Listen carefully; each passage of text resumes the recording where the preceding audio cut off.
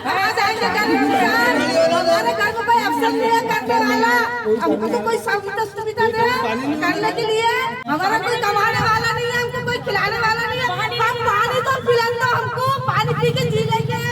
अमरावतीत पाण्यासाठी आर्थाक, महिलांची वणवण आणि प्रशासनाचा निष्काळजीपणा। मसानगंज भागात पाण्याचा थेंब थेंब मिळवण्याकरिता नागरिकांची झुंज सुरू। जलकुंभासाठी जागा आहे, परंतु अतिक्रमणामुळे काम ठप्प। नेमकी काय आहे परिस्थिती?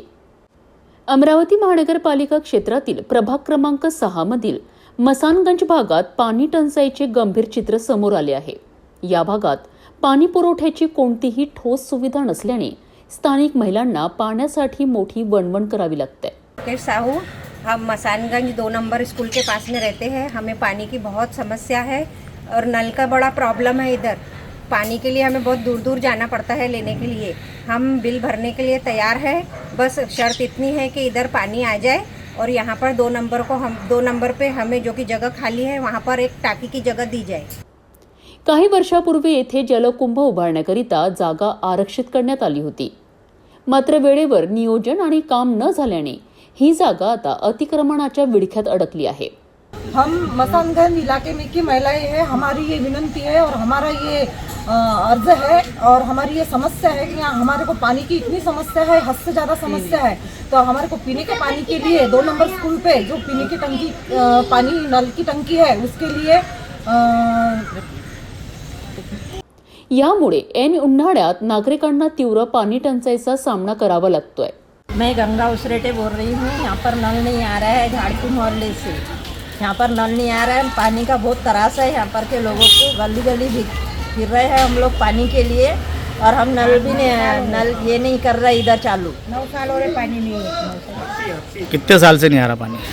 9 साल हो रहे पानी नहीं आ रहा, बिल्कुल ही नहीं आ रहा। आपके पास बिल है क्या? बिल नहीं है, हम तो वो सरकारी नल से भरते थे, पहले थे नल सरकारी, वो भी तोड़ डाले, है ही नहीं, पाइपलाइन ही बंद कर डाले। मसानगंजसह रतनगंज, मोरबाग, मधुबन चौक, चेतनदास, झाडपीपुरा आणि झोपडपट्टी परिसरातील नागरिकांनी यापूर्वी महानगरपालिकेकडे नवीन पाईपलाईन टाकण्याची मागणी केली होती, मात्र अद्याप कोणतीही ठोस कारवाई झालेली नाही। 50 वर्ष जुनी पाईपलाईन जीर्ण अवस्थेत असल्याने दूषित आणि गढूळ पाण्याचा पुरवठा होत आहे। यामुळे नागरिकांच्या आरोग्यावरही गंभीर परिणाम होत आहे।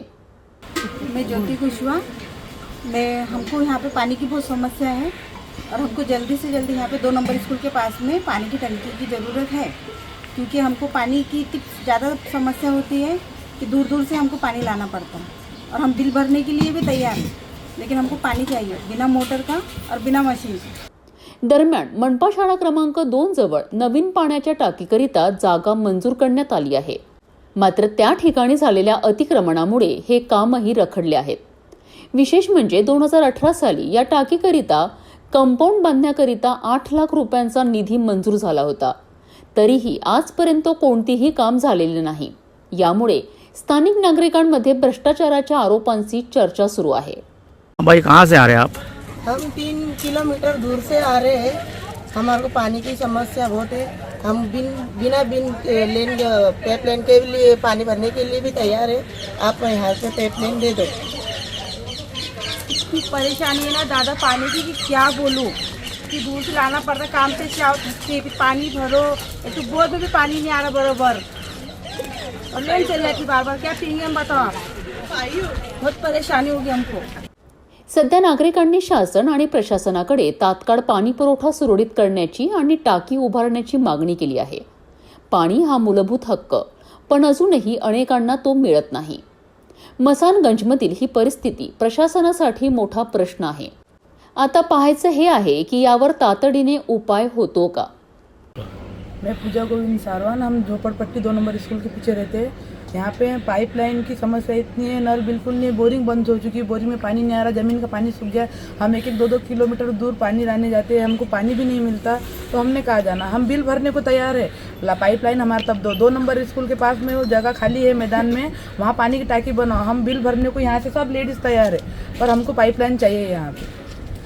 अगर हमारी कोई मजबूरी सुनते होंगे तो हमारी इतनी मजबूरी सुनो।